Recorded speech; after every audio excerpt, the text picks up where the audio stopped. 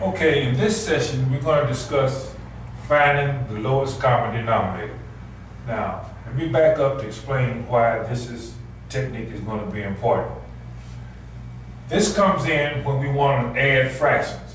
Now, let's take, for example, 1/7 plus 2/7 plus 3/7.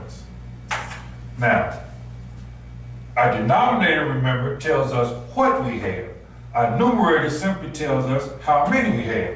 So long as we have the same thing, all we have to do is add them up to get the total amount. In this case, we'll have 6/7. Now, suppose we don't have the same thing, like, for example, 1/2 plus 1/3.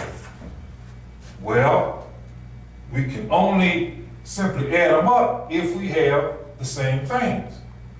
So, what we have to do is to be able to write these fractions as equivalent fractions whose denominators are the same.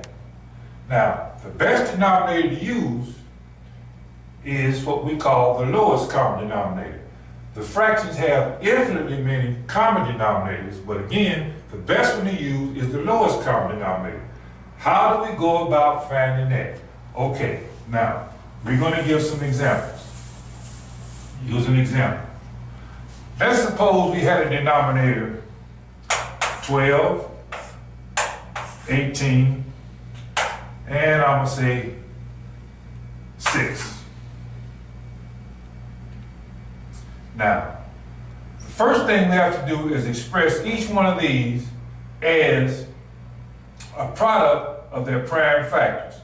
So we'll take 12, that'll be 2, 2, 3. 18, that'll be 3, 3, 2. 6 will be 3, 2.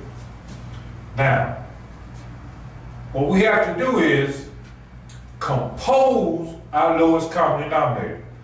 Back to that word composite again. It will be a composite number. How do we go about composing this composite number that will be our lowest common denominator? Well,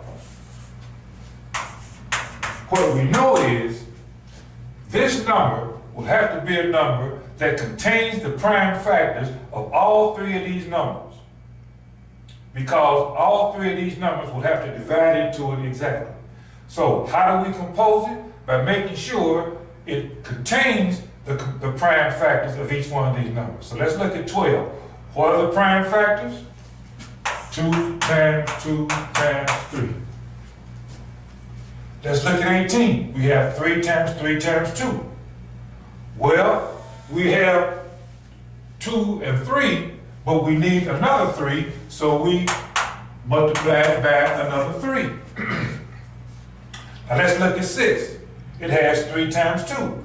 When we look up here, we already have a 3 and a 2, so we don't need to put anything else up there.